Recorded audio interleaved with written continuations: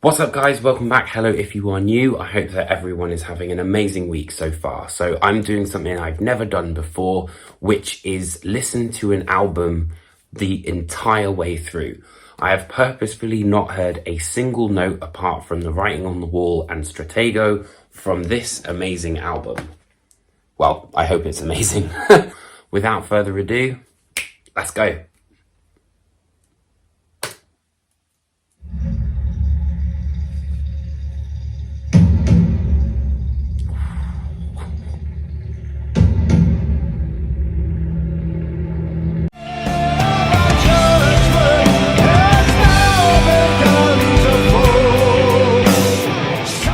So my initial first thoughts are amazing, epic intro. I really loved the kind of drums to set the scene, and then kind of classic Maiden riffing. But I was quite surprised by how high Bruce's vocals are actually on this one. Very interesting though, and kind of something I didn't really expect. But obviously, let's play on and see what's next.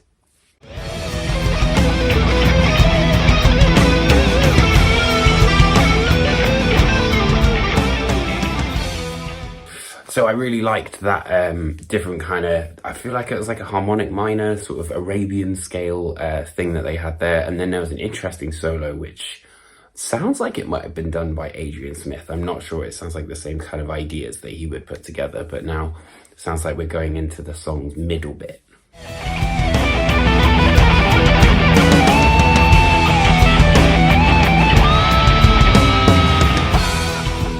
So another cool little solo there, quite nifty. There was a nice kind of bridge bit, but we're always kind of drawn back to this style riff. It's pretty promising for the first track of an album.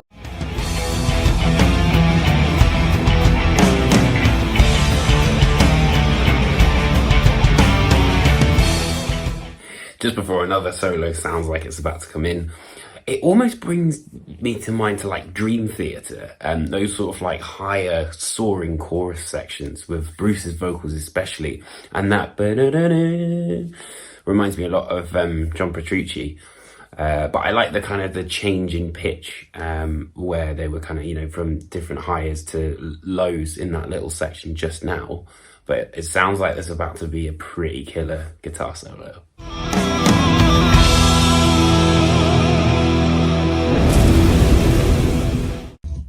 Okay, fair enough. Hell of a way to open an album. Quite a slow, mid-paced opener. I loved the sort of, not the like whammy bar work on that final solo section. I thought it was really cool. I've got to say, pretty good start.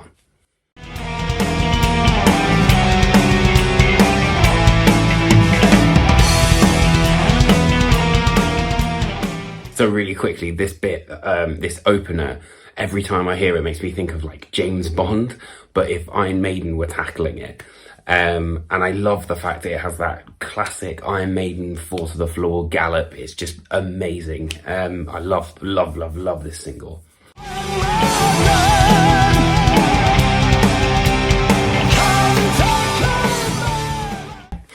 So another thing that really kind of jumps out to me on this song is Nico's drumming. I think his drumming is fantastic, but on this one it really has that signature Iron Maiden sound, but lots of in the time groove, locked in, and he knows exactly what he's doing.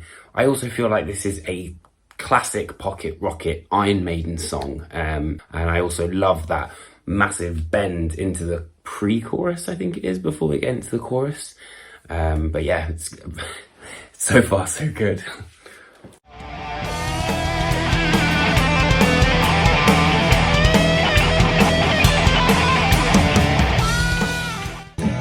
So I love the guitar solo in there. It's classic wah pedal frenzy, and again this sort of I guess it's kind of like a proggy sense kind of comes through as well, particularly with these sort of, it sounds like keyboards that they've kind of added in, and these slightly different sounds which they're sort of experimenting with.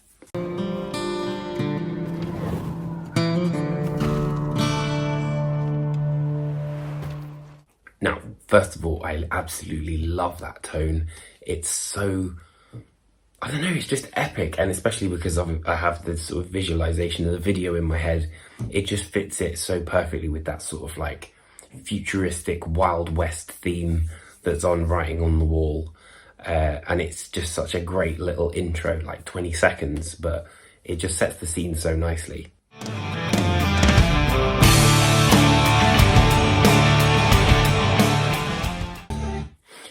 So I love this little, it reminds me of like a Celtic sort of sound that they've got, you know, a big sort of stomping. Again, Nico's drumming, absolutely fantastic, but it has that sort of weird kind of folky sound to it in the main verse, which I really, really love.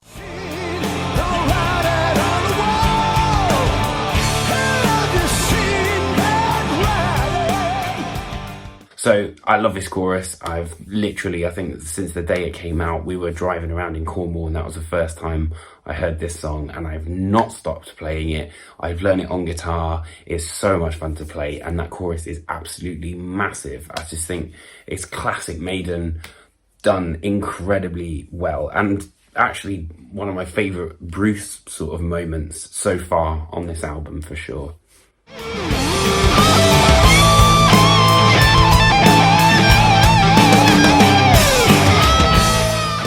So that's solo number 1. I can't remember who plays it, but I know that the next one is Adrian Smith, and I really like it because it moves us nicely into this sort of bridge section, I guess, which has that sort of classic Iron Maiden melody.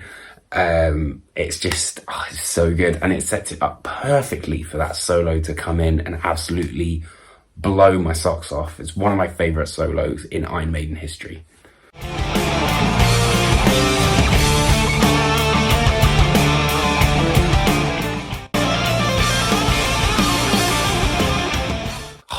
That solo is just so brilliant. It's so well phrased. It has such an interesting journey to it. All of the melody works so well together.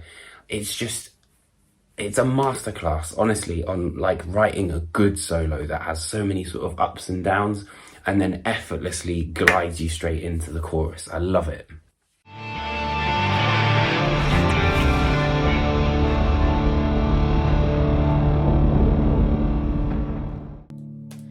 What a song, honestly. Even the way that it finishes with that boo, it's textbook Iron Maiden, but it sounds young, it sounds interesting, and given this is their 17th album and they've basically rewritten the heavy metal rulebook 50 times over, it's amazing to see that they're still churning out this kind of stuff. Next up, we've got Lost in a Lost World. So from here on in, I haven't heard anything at all. I've obviously heard those 2 singles, and the rest I'm hearing for the very first time.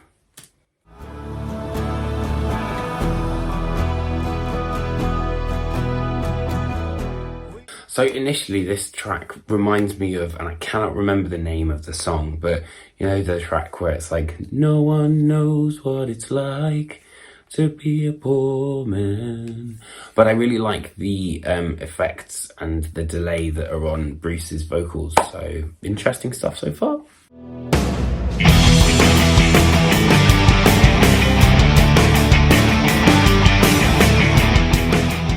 It's like, honestly, that bit is just, it's perfect, isn't it? It's exactly what you would expect from Maiden. They set the scene for 2 minutes and then it's kind of like, bang! And then the band come out and this riff kind of just comes out of the gates. Really, really cool stuff.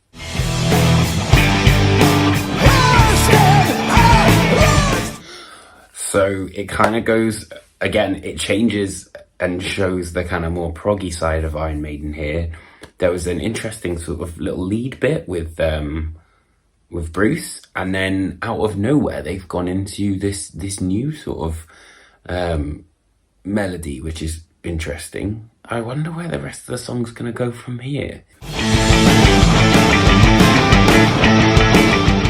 It's quite interesting, the kind of time signatures they've got going on here. It sounds slightly different, and especially this riff that's just come in now, like, it sounds a lot more, I don't know, yeah, more proggy, really.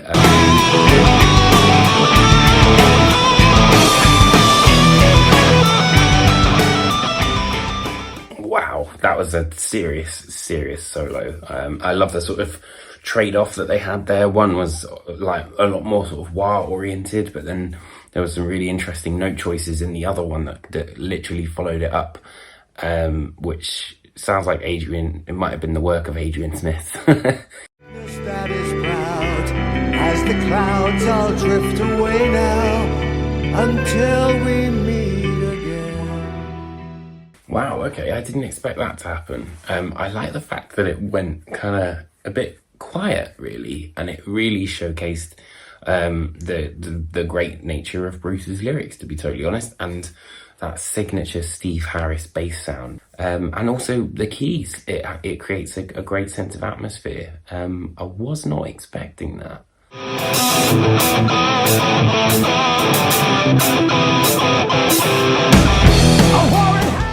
Okay, right, cool. That is a wicked riff. So that was an interesting intro. It sounds like we're back to kind of pocket rocket Iron Maiden, and that was a really sick riff. I'm quite excited to see where this goes.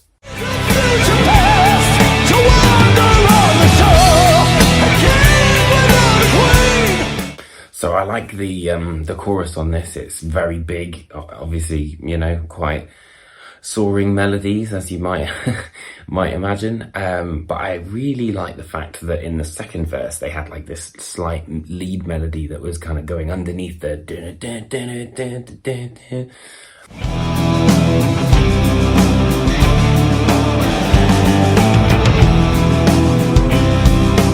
So that was kind of cool. I didn't expect it to kind of go quiet after you know, kind of a shreddy solo, but I like that. It sounds like there's quite a lot of curveballs on this album, which I think is really important, especially, you know, this late into a band's career.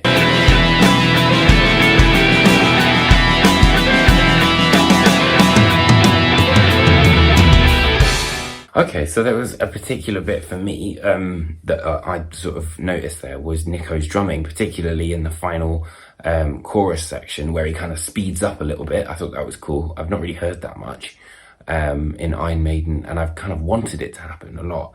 But then that final riff sounds like he's doing a little bit more sort of off-the-wall beats, which I thought was kind of cool.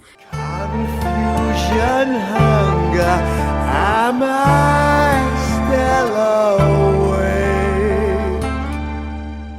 So this is definitely giving me Hallowed Be Thy Name kind of vibes, you know, Rhyme of the Ancient Mariner, that kind of very big epic song, particularly with this intro. And it sounds like we're just about to go into something.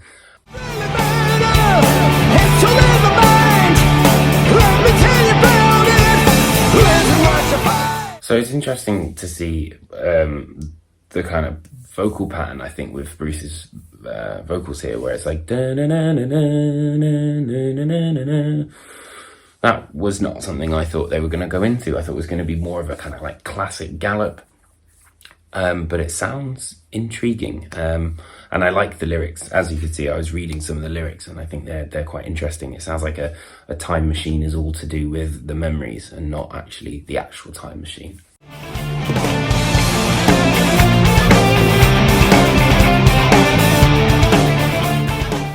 All right, I'm really glad that they went into that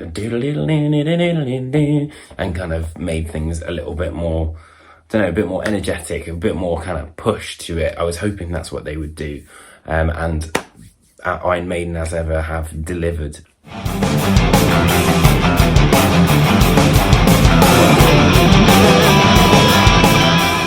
Wow, what a change that was. Again, I totally didn't expect that.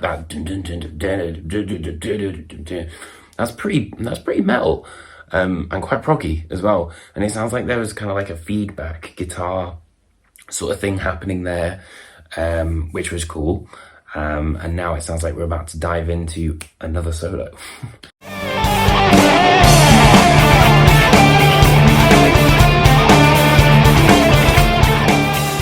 So we went into another solo, and again, it's just testament to how good the solos are, that they can kind of go straight in and, you know, have a quite a different melody, and then bring you right back into that sort of that transitional riff that they'll put together, you know, like a bit of a melody, but then it just slots perfectly back in.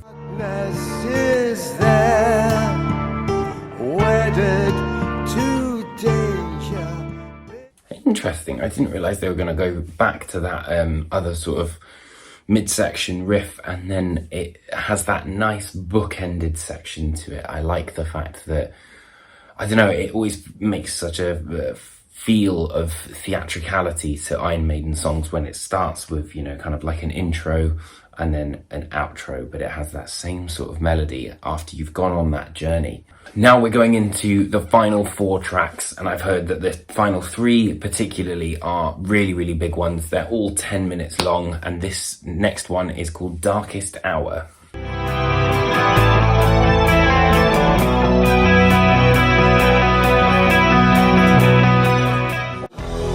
buried our sons, returned and fled. No growing old. This has got a bit of a ballady feel to it, I think. I like the setting of the scene with the sound of the sea washing away and the seagulls as well. But it sounds, again, very theatrical, very interesting, and I'm intrigued to see where it's going to go. It's quite dark as well, actually. Darkest hour.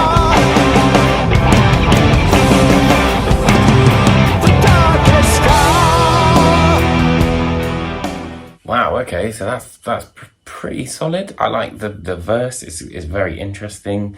You know, it has that slow ballad feel to it. But when they get to the chorus, it kind of builds up and has a bit more momentum to it before we finally get to that darkest hour bit from Bruce Dickinson. And from what I've heard, this is a song about Churchill, arguably responsible for being, you know, a light in Britain's darkest hour during the war and everything. Yes, on the wind, and now you're in the whirlwind. There's also a little bit of My Chemical Romance, or like Queen, you know, about that wow, wow, wow. It reminds me of, you know, like the Black Parade sort of style, which is one of my favourite albums of all time. I think that is an absolutely wonderful album. So that theatricality is still there. Also, can we just have a minute for the fact that Bruce Dickinson has had throat cancer, yet he sounds like this? It's just insane what these guys are able to do.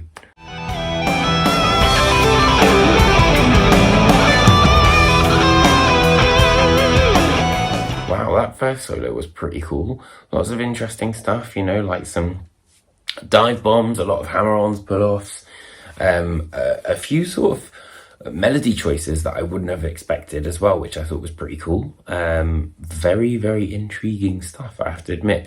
And it sounds like we're about to go into a second guitar solo, which is one of the things I love about Maiden is, you know, they always have 2 different guitar solos, but in the same song, to give a lot of different character and a lot of different feel.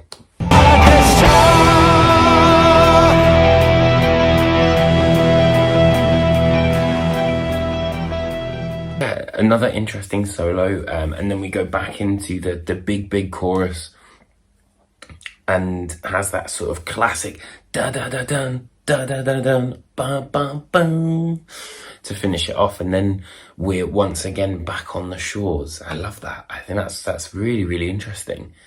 That's probably one of my favourite songs actually so far on the record that I've heard for the first time, for sure.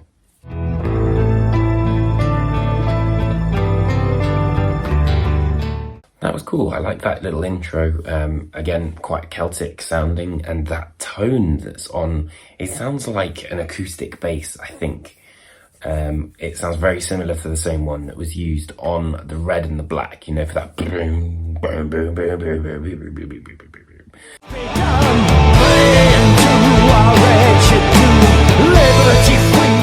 It sounds almost like similar, you know, that sort of Celtic flute sound that they're trying to kind of put together, but it sounds like Bruce is becoming more and more sort of engaged and more involved, and as the tempo kind of like ramps up a little bit.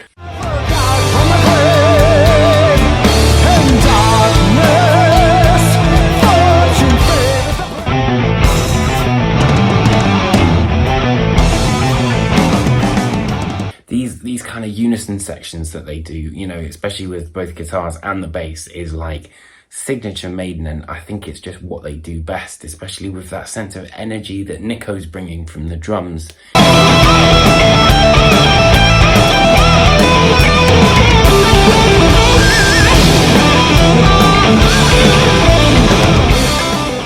Wow, all three of those solos were awesome. There's so much variety on display, and I guess it just goes to show how great those guitarists are. You know, Adrian Smith, Yannick Gers, and Dave Murray, they're all brilliant musicians. I loved the kind of like quick sweep that was in one of them, and then some of the sort of scales that they were using were really interesting, and just the like sheer bombast of it all. I really do love it.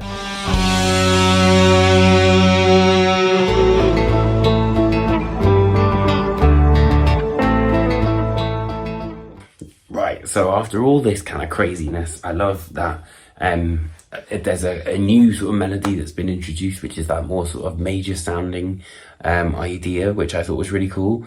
And then also made me realize how long Bruce's vocals had been absent, and then obviously they came back, and now it's kind of petering off again with that doo doo doo doo doo doo doo doo doo.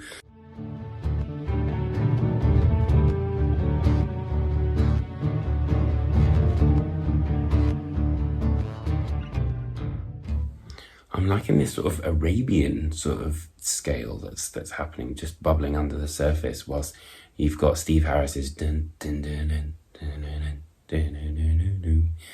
It's very atmospheric.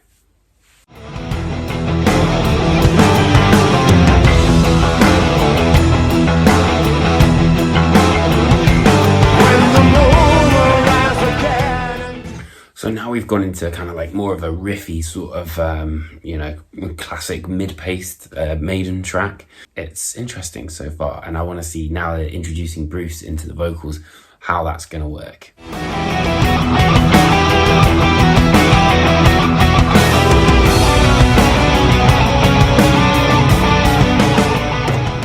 That's again another signature sort of classic Maiden sound. I really like this melody, and I think, you know, they always capture something that's really kind of a bit of an earworm, but that can kind of be quite transposed and really move the song forward. There's definitely a huge amount of prog on Senjutsu. I find like there's, you know, a lot of the songs go through many different stages. There's lots of different things that you might not kind of anticipate. It's very interesting, and this is, you know, just another tip of the iceberg, I guess.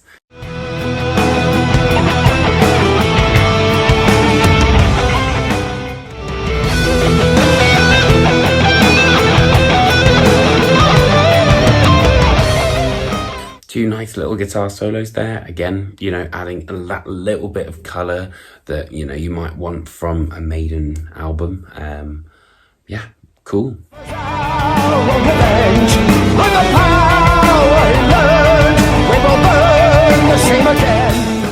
I like these kind of, the way that, you know, Bruce's vocals kind of mirror the guitar with the doo-doo-doo, doo-doo-doo, doo-doo-doo.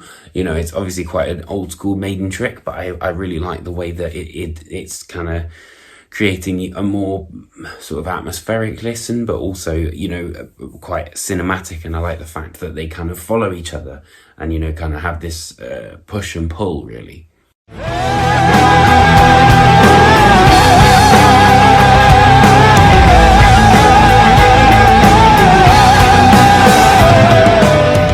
God, how good is Bruce's vocals that he can just hold that note for that long, though. I couldn't do that.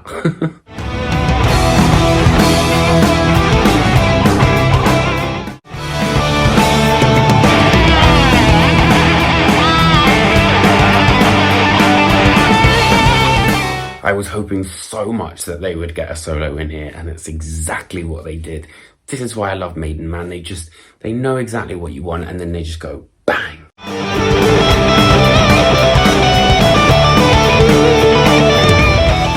Wow, those were some serious solos. Maybe some of the craziest shred solos I've heard on the album so far. And again, it goes into that sort of the instrumental section, which just highlights how great they are at picking out those hooks. And now we're going back into what the beginning of the song was again. It's just like, it's like opening a book, you know, you start the chapter, something gets really interesting, there's a climax, and then it's finished. And now we're on to the final track of the album, Hell on Earth.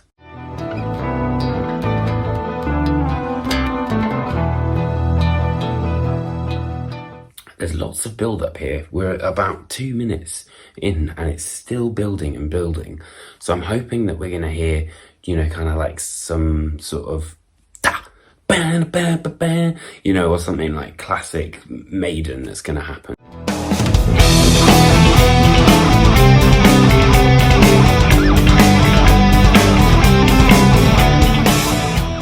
Of course you can count on them.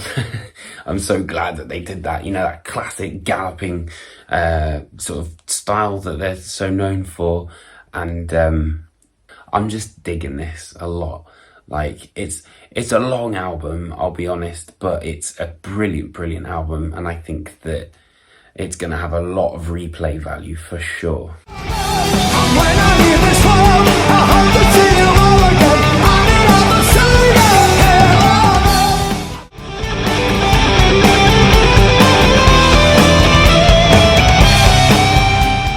Now we've gone kind of like back into the mid-tempo sort of vibe, and we've had 2 solos, and the first one was good, but I think it's always the second one that kind of like knocks me for 6, that always makes me end up really smiling. But yeah, it's wow, it's crazy.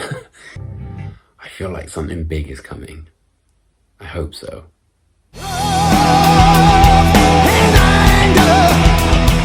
Is it me, or does Bruce sound pretty angry when he was singing those? Like, you know, the anger. Sounds like he's got a bit of a like Dave Mustaine snarl.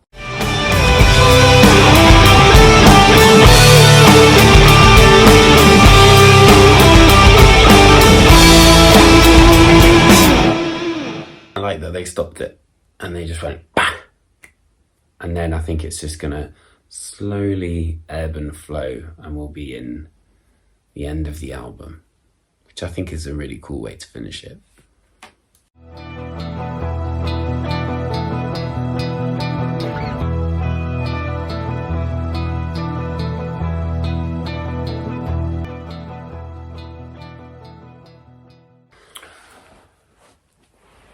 Wow.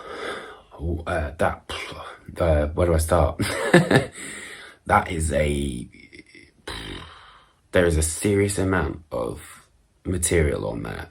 My kind of first reactions are there's all the kind of tropes that you would want from Iron Maiden. There's fast, nippy songs, there's big epics. I think maybe the only thing I could see as a drawback is that it's very long, and it obviously demands a fair amount of attention. I've got to say the final 3, Death of the Celts, The Parchment, and Hell on Earth, is just wow, like what a last half hour. It's mad. But then you've got Darkest Hour. I like that, you know, more ballad oriented sound, Writing on the Wall. It's great. I find it better than the Book of Souls. I find it more immediate than the Book of Souls. And I also, you know, I'm a prog fan, so the longer, more epic sections kind of really appeal to me as a listener. But wow, I've got to say, like, hats off Iron Maiden, because that was good, and I can't wait to dive back in. I'm really glad that I waited to do this. I've never done it before, so I hope you guys do enjoy my initial response to Iron Maiden, and I'd love to see what your thoughts are. I've just listened to an 80-minute album, so I'm gonna have a drink now, as you can tell from my voice. Take care, my friends. Thank you ever so much. That's all from me. And if you did like this video, it'd be great if you could hit that like and subscribe button. Otherwise, I'll see you very soon on my channel. Take care, my friends.